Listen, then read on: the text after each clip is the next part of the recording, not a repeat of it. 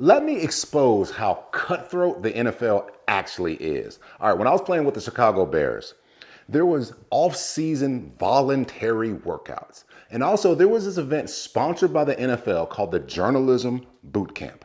Now, I was an English major in college, journalism minor, so this boot camp would have been paramount for my next career. Super excited about it. So I told the coaches, I said, hey, there's this journalism boot camp that's sponsored by the NFL. I said, the only issue is it will fall on one day of voluntary workouts. Voluntary. So I said, is it okay if I go? The coaches said, fine, that's no problem. 2 weeks before the boot camp, I went back to the coach. I said, hey, this thing is in a couple weeks. This boot camp on a voluntary workout day. I'm gonna miss the workout day. Is it okay if I go? If it's not, I'll stick around. I don't want to go. I don't want to lose my job. So the coach said, that's fine. The day before the event, I told the coach, I said, hey, I'm leaving tomorrow. This event is tomorrow, the journalism boot camp. Is it all right if I go? Just letting you know. They said it's fine. So I drive 6 hours from Chicago to Bowling Green. And as soon as I get there the next day, I get a phone call. And it's a Chicago area phone number. And on the other end of the phone, I hear my coach yelling, Llewellyn, where the hell you at? I said, Coach, I'm at the journalism boot camp. He said, that's today? I said, yeah, that's today. He said, fine. He hangs up. Ladies and gentlemen, I knew my fate was sealed with the Chicago Bears at that moment. And so I was at the boot camp that entire weekend. But do you think I could think about anything pertaining to journalism or anything? No. The only thing that I was thinking about was, did I mess up my NFL career by coming here? So I tried to convince myself otherwise. Then after the boot camp was over with, it actually ended up being pretty good.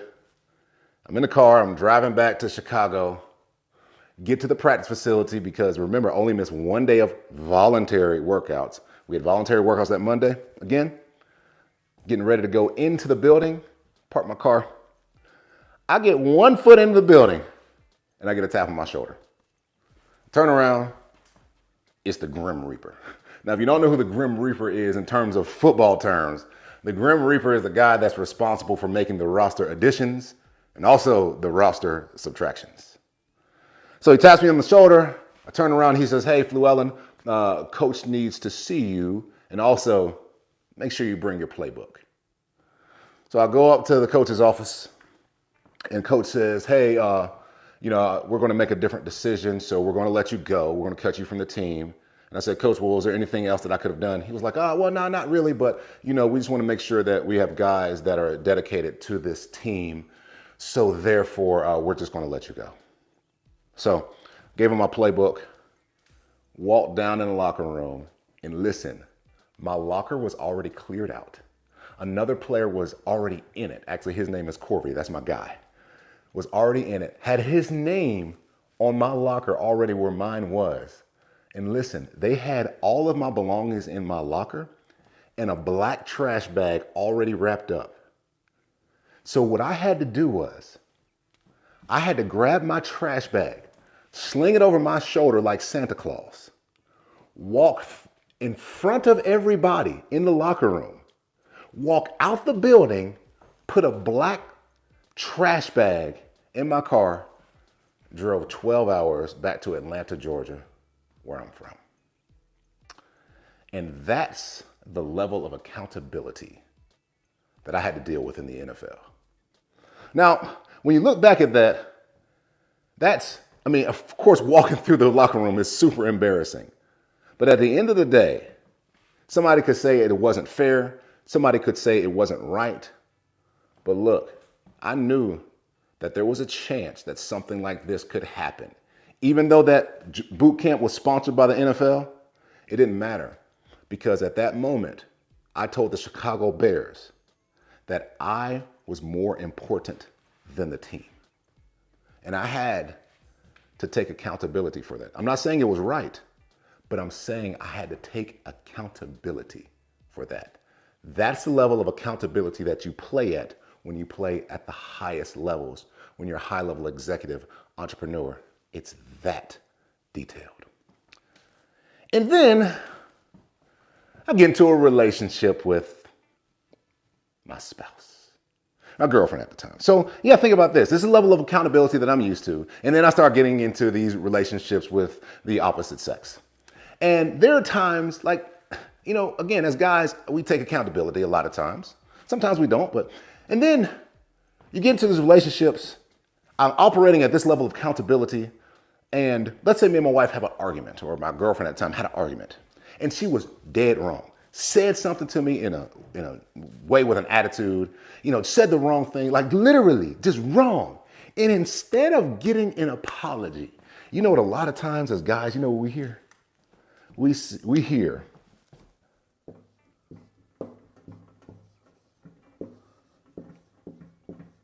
we want to hear this, but you know what we hear?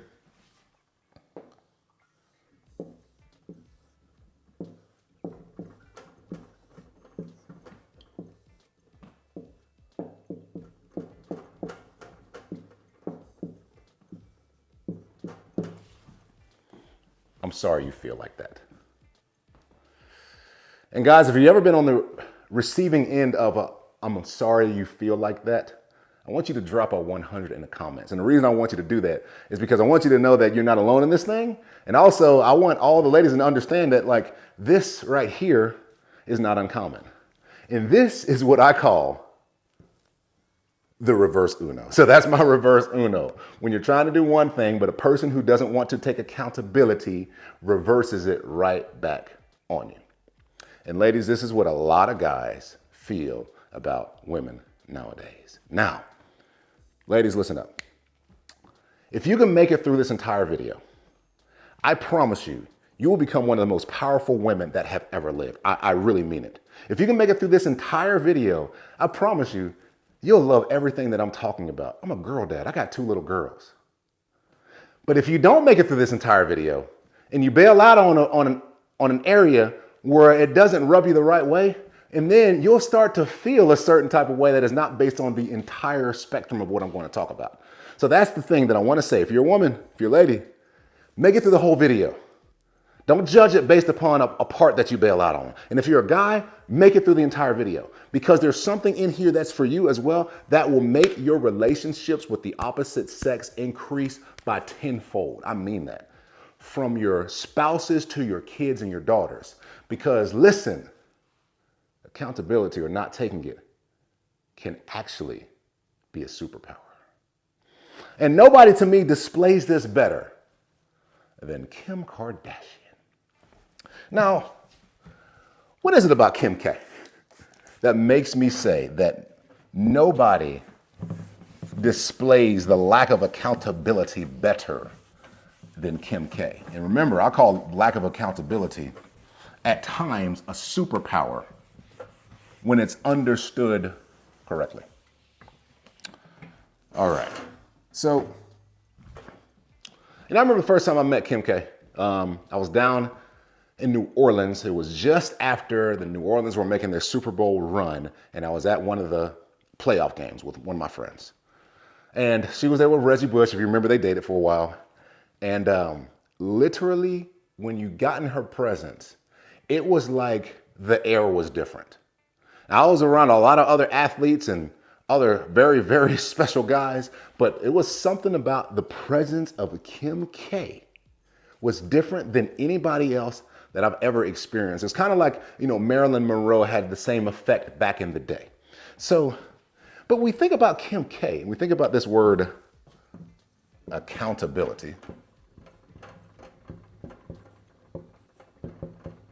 When we think about that word, like, you gotta understand how she got famous.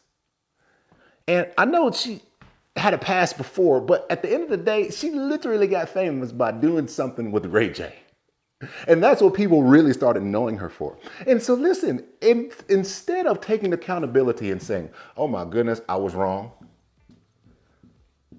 Instead of saying, no, I feel bad about that, and it's a bad representation for women and young girls across the country. Instead of saying that, you know what she said?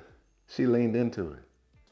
She did. She leaned into it and literally built an empire off of not taking accountability for certain actions. Now, here's the deal. When it comes to male and female relationships, and ladies, I want to tell you that a lot of guys feel like women just don't take accountability. I'm serious. Like, we could have receipts, we could have videos, we could have texts. And instead of hearing, okay, I take responsibility or accountability, my bad, we'll hear, well, what about the time that you did this? What about the time that you did that? Like, we hear this deflection, and it's maddening for us a lot of times. It really is, because we're trying to get you to see something, and then it comes right back on us. And a lot of times, we ain't gonna say nothing else anymore. And the reason why is because we're trying to get you all, or get a woman, to take accountability, but we're trying to do it in a certain way that is not proper. For us, it's like arguing with gravity. I'll be honest with you. It's like you can never fly. You can never win an argument when somebody deflects it right back on you. So you just stop arguing. But what we try to do to get you all to take accountability is use logic. So I'll put men equals logic. And so we try to take the logical approach, the A to B approach, the 1 + 1 = 2 approach. And guys, I'm about to save you a lot of heartache and issues. Many times women don't operate by logic. They operate by something that's far more powerful. They operate by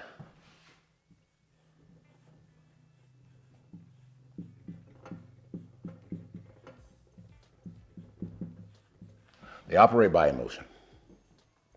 And this is so key to understand, because just like this is purple and this is blue, they're two different colors. You can never really make them the exact same.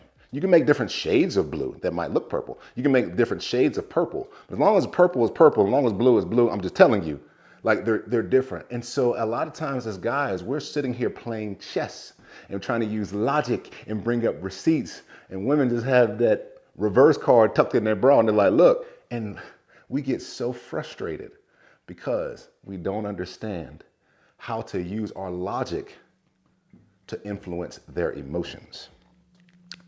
So guys, I want to tell you that the modern woman isn't broken. The modern woman isn't mistaken. You know, the modern woman doesn't have these issues with entitlement, delusion, and all these things. The modern woman is actually the superhero. If you understand and she understands how to use the things that we as guys a lot of times look at as flaws, they're actually fierce manifestation codes. And I want to explain these to you. And this will help you in your life and relationships, but also your life as a creator of your world. Because all I want you to do in your life is create the life of your dreams. I'm just here to program your subconscious mind. That's it. And please take notes and leave them in the comments, because I'm saying things that I don't know that I'm saying. And guys, if you ever been in a situation where you felt like you had that reverse card pulled on you, put it in the comments. And ladies, if that's happened to you, put it in the comments too. All right. So there are 5 things a lot of times that guys feel like the modern woman is lacking or has an issue with. And the first one is entitlement. Now, I'm sure a lot of the guys are saying amen right now, because they feel like the modern woman is just entitled. So let me explain what entitlement means, or what entitlement is. Entitlement is just deserving something, or wanting something, or thinking that you deserve something without earning it. That's what entitlement means. And a lot of times guys feel like women feel like they're entitled because women are women. And that's it. So a lot of guys feel like this, ladies feel like, well, I'm entitled to this. I'm entitled to this because I'm a woman and all these things. And that frustrates the heck out of a guy. It really does, because we're like, well, why are you entitled? You're supposed to be entitled. And here's how guys think. You're supposed to be entitled because you've done the work. That's what makes you deserve things. And ladies are like, I deserve things because I'm a woman. Now listen to me. And I got to go back to let's go back to our triangles. All right. And if you haven't seen the 369 video, please watch it. It's this video right here. But we got to understand, and I say this all the time, you live on 3 simultaneous planes of existence. Please understand this. You live in the spiritual, right? You live in the spiritual, you live in the material, and you live in the mental. Okay? So we'll always go back to this. So you live in the spiritual, you live in the material, and you live in the mental. And this is so key to understand, because it's the spiritual that gives birth to the material, but you still have to use the material to change your material life. Okay? So here's the thing. But from the standpoint of entitlement, physical material entitlement, if I go right here, reeks of arrogance. It's awful. And this is what a lot of guys get frustrated about, is that women, a lot of times, for what they say, feel like they're entitled because they're women.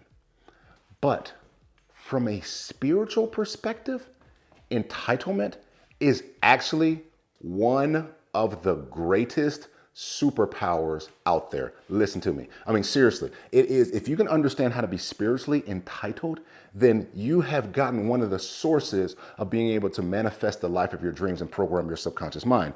What do I mean by spiritual entitlement? Because listen, there's a thing that created everything. Some call it God, some call it energy, some call it intelligence, whatever you want to call it, doesn't matter to me. But the thing that created everything created you. And I talk about this all the time. Like, what if your dad, or what if your mom was president of the earth? Like, literally, let's say there was an earth president and your mom or your dad was president, king or queen of the entire earth. Now, how would you feel when you walk into a building? How would you feel when you walk into a restaurant? How would you feel when you walk into your house? Would you feel like you didn't deserve all of the wonderful things? Or do you feel entitled because you're the king or queen's daughter or son? See, this is the thing. I'm entitled to everything good because I am an offspring of the Most High Creator of everything. You are entitled to everything good because you are an offspring of the Most High Creator of everything. And so from a woman's perspective, the women being more adapt to living in entitlement, there's actually a spiritual superpower if it's used towards the spiritual aspect of things. And that's the most important thing, because listen, and I got to tell you this too. There's one thing that I've got to get you to understand about spiritual. And when I say spiritual, I just mean unseen, but I really mean unseen good. That is my definition of spiritual, unseen good. The spiritual is always good, always good. Listen to me. It is always good. So therefore, when you use your entitlement to a spiritual perspective and just say, I'm entitled to everything good because I'm an offspring of what created everything. That's why. See, my favorite Bible verse, and I look at the Bible as a book of psychology more than a book of theology. Remember, theology might get you to heaven, but psychology gets heaven to you. Okay. So what I'm saying is, when you look at yourself from the standpoint of who you really are, because in the Bible, Genesis 1:26, God made man in his own image. So basically, God, infinite spirit, is the creator of us. God is good. Remember that. God is good all the time. All the time, God is good. We say that all the time.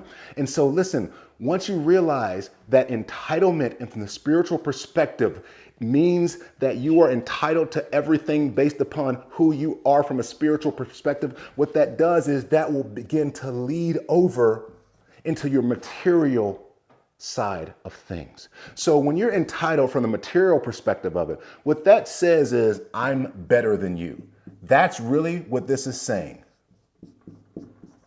When you're entitled from a material perspective, a physical perspective, what that's saying is, I'm better than you. When you're entitled from a spiritual perspective, what that's saying is, I'm the best.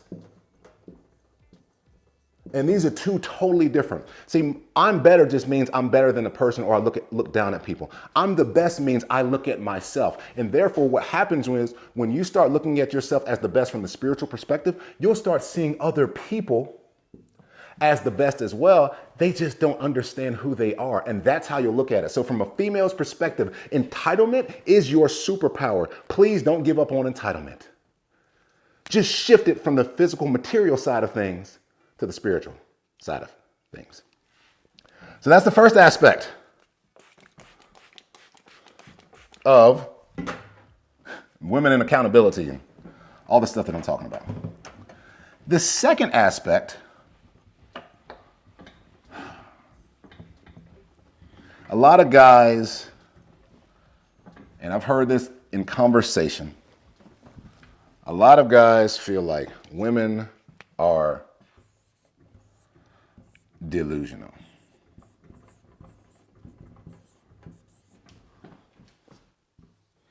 Now, remember, I'm just a messenger for guys. That's all. So a lot of guys feel like women are delusional. Again, let me define my terms when I say delusion. All right. So there's a difference between delusion, or being delusional, and an illusion. So an illusion is something like a mirage that looks a certain way but not really is. So if you look at the train tracks, right? If you're looking down at the train tracks, when you get to the horizon, it looks like they come together. Even though if you look at it, so it looks like they come together. If you're looking at the ocean, right? If you're looking at the horizon, it looks like the sky meets the water. All right, that is an illusion. It looks one way, but that's not what it really is. Being delusional is believing that that's the truth. So an illusion is something that looks a certain way, but not is. Being delusional is to believe that that thing that ain't is. Now, I was talking to a couple guys the other day, and they said, look, man, women are so delusional. They want this thing. They want the 666 formula. They want a six-pack guy with a six-pack that's 6 feet tall that makes six figures. And he said, like, those are like 0.01% of all the guys in the United States. And he said, like, that's just so delusional, right? Like, there's no way that they can have that. And so from a material side of things, delusional can get you messed up because it'll make you do things and believe things and think things that literally aren't true. But from a spiritual side of things, delusion is a superpower. Because in reality, remember I said delusion is believing something that's not quote unquote factual. To be a consistent and constant manifester of good, if you can believe that something is true, even though it's not factual, that is actually one of the definitions of faith. Faith, the evidence of things not seen, pretty much. And so what it's basically saying is you believe in something that may not be factual.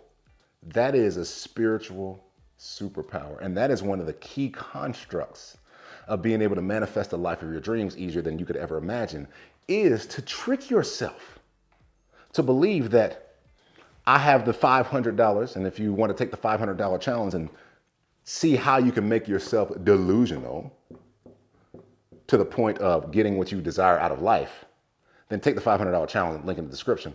But can you make yourself believe that you already have something which in fact that you do not have?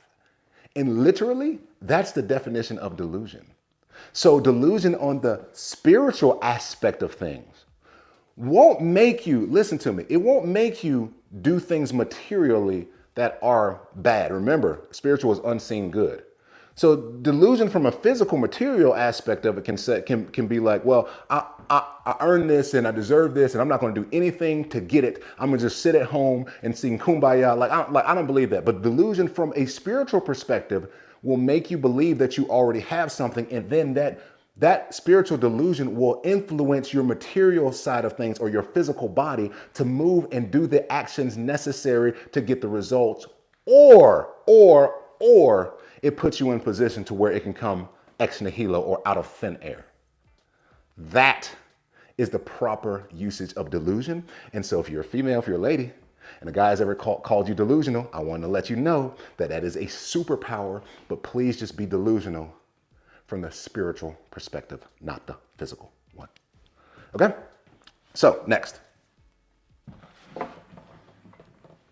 I'll erase all this. I gotta put it all back up again anyway. So the next one that guys really feel like girls have an issue with is what I talked about before. It is accountability. Now, accountability is just really taking ownership. It's just taking ownership for what you've done. And that's it. That's all it's about. It's just taking ownership for your actions. And so a lot of guys, we feel like women won't take accountability or will reverse it back on us like the Uno card. And from a physical perspective, right, from a sex perspective, a physical perspective, I'll be honest with you, it's messed up. It really is. It's not right. It's not good to do that. But from a spiritual perspective, I got to say it, fellas, it's a superpower. It really is. Because even in the Judeo-Christian text, and I'll get into the weeds of, again, I look at the Bible as a book of psychology, but I'll get into the weeds of the master psychologist, Jesus. And Jesus came to make atonement for sins. Jesus came to remove all our sins from us. So it's said that Jesus took on the sins of the world, right? So he who knew no sin became sin so that we could become the righteousness of God. That's what one of the ancient scriptures say. Well, in reality, Jesus is trying to show us how to not take accountability for our actions on a spiritual perspective. Now, so in the cultures, and I'll use the religious text, I'll use the Bible today even more. So what that's basically saying is, even when you mess up spiritually in the eyes of the Creator, God, whatever you want to call it, right? In God's eyes, okay, I'll make that an I. All right, so in God's eyes, when God looks at you from a spiritual perspective, do you know what God sees? God doesn't see you. God doesn't see how you messed up. God doesn't see the problems that you have. Do you know what God sees? God sees God. God sees perfection. That's what God sees from a spiritual perspective. And so when you realize that you don't have to take accountability for anything that you've done that you've messed up, I'm telling you, you could have messed up today. You could be messing up as you're watching this video. You might be watching this video as you're drinking a beer, whatever you want to call it. You might be watching this video as you're smoking something. I want to tell you that if you understand the lack of accountability that you have spiritually, and that whatever it is that you do, it doesn't matter. God sees you as in absolute perfection because he's put the accountability on another, if you want to take it like that. What happens is, and people will say, well, if that's the case, then won't I start just doing crazy stuff and robbing banks and slapping old ladies and all this stuff? Of course not. Because remember what I always tell you guys and tell everybody, your spirit, your spiritual side will begin to influence your physical side. And remember, spiritual means unseen good.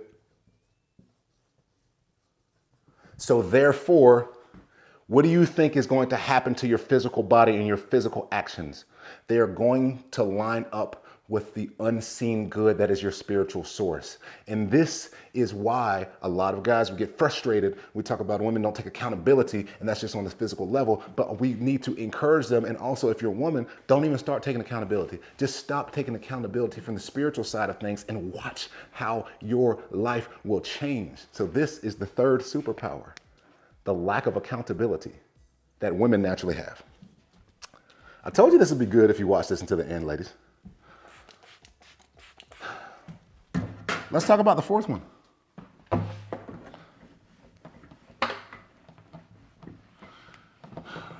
The fourth one sounds similar to accountability, but it's not the same.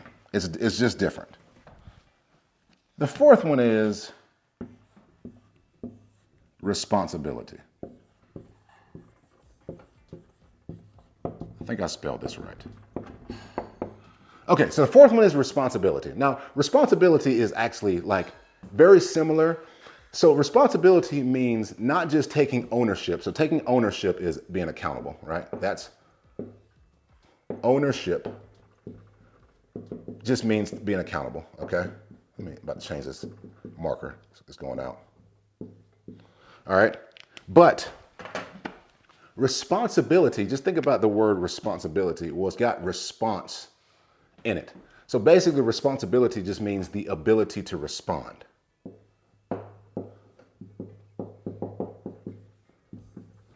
So that's what we're talking about when we're talking about responsibility. We're talking about the ability to respond based upon the actions that you've held yourself accountable with or taking ownership. And so a lot of guys were like, man, women just don't take responsibility. And it seems like every time I'll say something, I'll do something, I'll even bring up receipts. I'll say, hey, you said this to me and it hurt my feelings. You know what ends up happening? We get, a lot of times, we feel like we do, we get a deflection.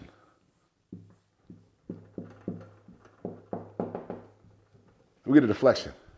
And we get it pointed right back at us. And we'll say, and they'll tell to us like, well, what about the time you did this? What about the time you did that? And remember this, remember that, remember this. And then by the end of the day, we end up being the ones apologizing for the thing that we didn't even do. It might have been something that we did like 2 years ago, 5 years ago. And it comes right back on us. You know, and I'm sure a lot of ladies, you feel like that too. But I'm just saying, and that is not taking responsibility or their ability to respond and say, okay, I take ownership for it. Here's what I'm going to do about it. From a spiritual perspective, this is a superpower. It really is. Because we don't have to respond when you're not accountable. Remember, when you're not accountable for your actions on the spiritual perspective of it, you don't even have to respond to it. And this is so important to understand. Remember, I told you guys that when you mess up, right, the psychology behind the atonement and the cross and all of these things is that when you mess up, you are not even supposed to consider it as a mess up. You are. And here's the thing, because at the core of this, let me go over here. Jesus, the Bible, wherever, like all the ancients, they talked about one word in particular that is so important. Belief. In the Old Testament, actually faith and belief, I'll call it faith too. All right. The word aman in Hebrew, it actually means faith or belief. And so the issue with, or the good thing about not being responsible for your actions or being accountable for them, is the fact that you have to believe that you're not accountable. You have to believe that you're not responsible. And the only way to do that, there's one way to do that. Actually, there's a couple ways to do that. But realistically, you have to try it out. Okay, this is what I need you to do. The next time that you absolutely blow it and absolutely screw up, not on purpose, not trying to make somebody upset, not trying to do something bad to somebody, not stealing from somebody or something like that. Like, that's just stupid, okay? But the next time that you mess up, that you totally screw it up, that you totally blow it, I want you to not take accountability for it. And also, I want you to not even respond to it from a spiritual perspective. And this is only within. This doesn't mean not apologizing to somebody. Doesn't mean that. But what it means is, can I not feel bad about myself because of what I've done? And watch what happens when you do that. You will start to feel so good about yourself because you haven't put all that extra weight on yourself and that pressure on yourself. Because listen to me, when you, again, I'm going very spiritual today, but when you beat yourself down from within for an action that you have taken. What you have done is you have now put yourself on the cross and trying to be the one that atones for your quote unquote sins. And sin just means, it comes from a Greek word. I mean, all it means is miss the mark. That's all sin means. It comes from a Greek word hamartia, which just means to miss the mark. So how many times in a day do we miss a mark? We miss a mark all the time. We miss a mark with ourselves. So when you look at sin as missing the mark, then you give yourself, I guess, the freedom to say, you know what, man, forget that. Like, I'm doing my best, but if I totally screw it up, I just screw it up and I'm gonna leave it alone. I'm not even gonna respond to it. Here's what happens to you. Because of that, because you're influencing your spiritual side, remember, this is the wave and this is the physical side, right? And this is the particle. So because you're now using your mental side of things to focus on the spiritual side of things, or not responding from the physical side of things, on the spiritual side of things, that wave will begin to influence your physical body. And listen to me, you will start doing less things that miss the mark because you've gone to the proper mechanics of how it works. This is responsibility. And ladies, you have a superpower that is built into you of the belief of, I don't have to be responsible for certain actions. Just please use it towards the three. Don't deny it. Don't deny who you are, but just accept it and be willing to say, okay, I'm going to use it towards the spiritual or the wave side of things. That's what I want you to do. You getting something good out of this? And look, remember, take notes, leave them in the comments. And if you're an entrepreneur, athlete, or high-level executive, and you are looking to increase your revenue without doing any extra physical work, but only changing subconscious programs, click the link in the description. It'll talk to you. All right, number 5. Here's the last one. And this right here is a big one. And this is the one, as a guy, this is going to make us cringe. Emotional weaponry. Emotional weaponry. I'm just going to let this sit for a second. Emotional weaponry is one of the things that damages us as guys more than anything. Because when emotions are used as a weapon, we can't really fight against that.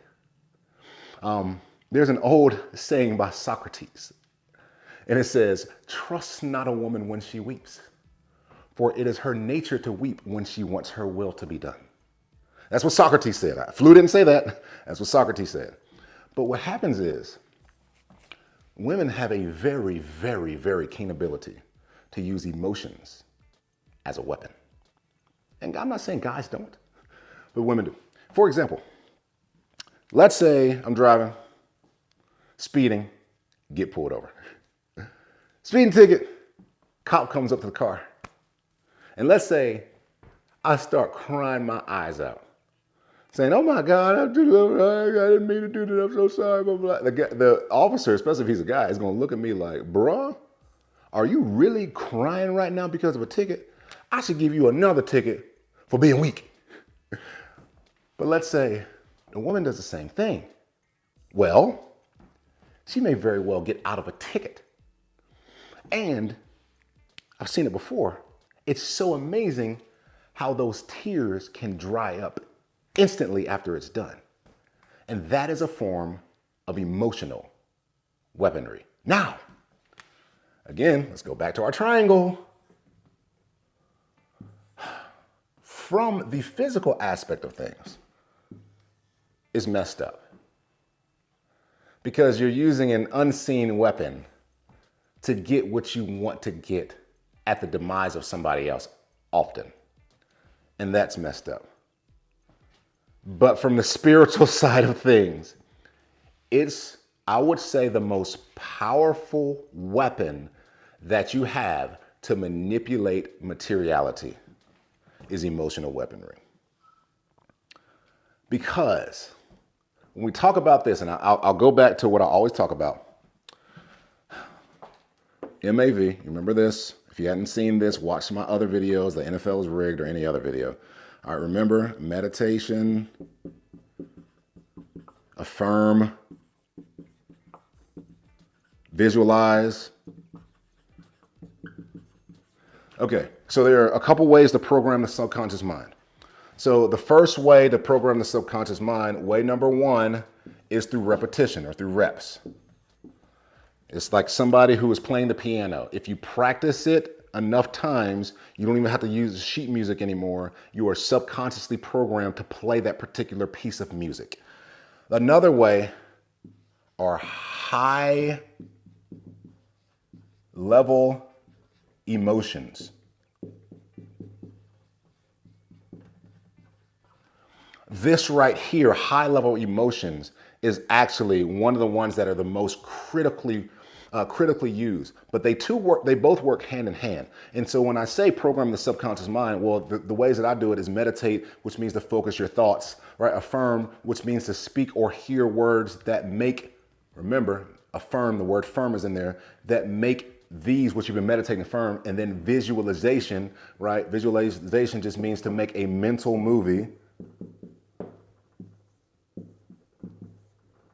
of what you've been meditating and affirming. But if you can use your emotions on this mental movie that you've been visualizing, if you can use the weapon of an emotion and hyper emotionalize this image right here, or this video that's in your mind, that is literally going to the spiritual side of it, and that is like putting steroids on it to change your physical material life. I'm serious. So emotional weaponry from a female standpoint, you guys have it better than we could ever have it. We literally do. We cannot weaponize our emotions the way that you can. Yes, we can use things like anger and stuff like that, but it usually ends up coming out as physical domination. Usually. But you all have the capability just to use your emotion. You can turn on tears at the drop of a dime, right? And that to me is one of the most powerful things that you have as a woman, but nobody's really explained it to you like this, and nobody's really explained it to you as a guy like this. And now let's start helping each other use that emotional weaponry to influence the spiritual or the three side of our life. And that is the 5-part process of being able to change your life, and how women have that ability more than guys ever would. And if a woman understands this about herself, I promise she becomes instantly a business mogul. She instantly becomes a fantastic spouse. She instantly becomes whatever she wants to be. Why? Because she is more tuned to doing all 5 of these things, way more than any guy could ever be. It just becomes more natural to her. So, but what does all this mean? Seriously. Like, at the end of the day, and I tell you this all the time, I don't care about anything else other than you changing your life and manipulating your materiality. That's it. I don't care about anything else. I just want you to be able to change your life and live the life of your dreams easier than you could ever imagine. That's all I want for you. So what does this mean in relationships? What does this mean in life and manifesting things and all these kind of things? Look, from a guy's perspective, now that you're armed with this knowledge, I don't want you to start going to her with straight up logic, okay? What I want you to do is I want you to use your logic, because that's just what you just been built with. Use your logic to speak to her. There we go. Use your logic to speak to her emotions. So use your logic to speak to her emotions. And when you do that, it's going to help you out so much, because you're going to end up believing, you're going to end up seeing some things, and you're going to actually open your eyes to oh, wait, I see what she's saying here. All right, so use your logic to talk to her emotions, But then but I want you to know, I want you to understand this. Like, I want you to get something out of this too as a guy. But you use those emotions that she has to influence the spiritual side of things. And that's how you get what you want from your significant other. Like I'll tell myself, I am the best manipulator on the planet. I know that sounds horrible. You think of the word manipulation, that's bad, but let me tell you, I'm the most positive manipulator that there is. Now I remember this time, so me and my wife, we run 10-mile well, I guess 10 milers sometimes. Not a marathoner, but 10 milers. And I remember we were doing this 10 miler, and it was around, I guess it was probably mile 7, and she started struggling. And I knew that she, feet were starting to hurt. She started focusing on, the fact that her knees hurt, feet hurt, and all these things. So I knew I had to get her focus off of her physical body. So what I did was I brought up a situation. Now, earlier that week, there was this mutual friend. She made a comment on Facebook, and it was slightly racist. And so anyway, so we talked about it earlier that week, and I knew she was super hyper emotionally involved in that topic. And so this is what I did. I brought it up. I said, hey, you remember what Jane was talking about this week? I was like, man, I still feel a certain type of way about that. And instantly, she went back to that and started talking about that emotional hyperactivity about that. We ended up finishing the next 3 miles talking about that. Didn't even think about running. Why? Because I used my logic to manipulate her emotions to get her to focus on something that is invisible, right, from the spiritual side of things, because it was invisible. Why? Because it happened earlier that week. So it's not like it was happening right then. And so this is from a guy's perspective. This is how you can become one. And also from a female's perspective, like once you use your emotions to influence the spiritual side, well, guess what? That'll give you even more insight of how to speak to our logic. And this is a wonderful thing. But some of you are probably like, hey dog, Flu, all this sounds good. This sounds great. But I already know her. She ain't gonna do this. She ain't gonna listen. Some of you ladies are like, hey, this all sounds good. But I know that my man or my husband ain't about to listen to me from a logical perspective. And fellas, ladies and gentlemen, I'm about to give you one of the secrets of secrets. And this is something that you'll only hear from me. So there's an ancient text as well, came from the Nag Hammadi Desert. It is called the Gospel of Thomas. It's called the Gospel of Thomas. The Gospel of Thomas is the writings of Jesus, or the words of Jesus that is written by Thomas the Doubter. That's what they call him. But there's one verse in particular that says, you must make the male become female, the female become male, the inside like the outside, and the outside like the inside. And then you'll see the kingdom of heaven, or the kingdom of God. Okay? So what does this mean? Well, when we get into a relationship with the opposite sex, we usually think, we get married, so we get married to the opposite sex. But in reality, and I want you to understand this, the male and female is within you. So I told you my favorite Bible verse is Genesis 1:26, which says, in the beginning, God created, God created man in his own image, Male and female, he created them. So then in the second one. So if you think about it like this, so if God created both male and female in his own image, right? Then that means that God is both male and female. Now, listen to me. If God created male and female in his image, now this was in Genesis 1. God didn't create the body of a man until Genesis 2. So when God said he created man, or created males, or created humans, male and female, basically what these are, They are different energies and aspects of the mind. You have a male aspect of mind and a female aspect of mind. Most men are more dominated by a male aspect of mind. Most females or women are dominated by the female aspect of mind. But we both have it in us. And I want to get you to understand this. And so the first marriage that realistically you should have is the marriage of, it's the marriage of you. This is the first marriage that needs to happen. So if you're a young lady or a younger lady, and you're like, my dude ain't about to listen to me, and from the logical standpoint of it, don't worry about it. The only thing I want you to do is use your logic, your male aspect of mind, to start focusing on, I'll use it up here.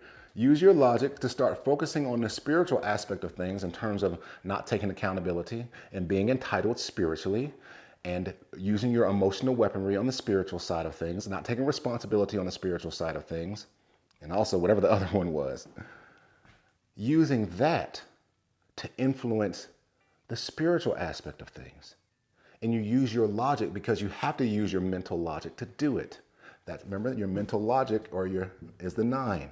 So you have to use your 9 to influence the 3. And if you're a guy, listen to me. Start doing the things from a female perspective. Stop taking accountability spiritually for your actions, not physically. Remember, you're a guy. You're going to take physical accountability because that's how you're built. But from a spiritual side of things, don't beat yourself up when you mess up, when you're doing the best that you can. Right? From a spiritual side of things, see if you can use your emotions in your visualization. Heck, try it with a $500 challenge. That's why I put it out here. I literally put the $500 challenge out. And if you don't know what that is, it's basically I'm teaching you how to use your mind to get $500 out of nowhere. All right. But if you can hypercharge that with emotions, just try it out.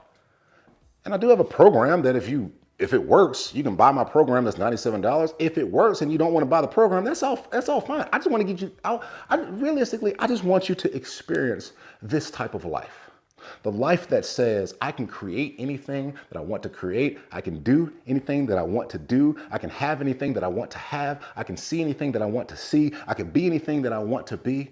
And if you understand all the things that I talked about in this video, and that the things as a guy you think that women are flawed about, when actually it is their superpower. And if you can lean into their superpower as they lean into their superpower, then we can all manipulate and change our world and live the life of our dreams easier than you could ever imagine. And that's how women don't take accountability.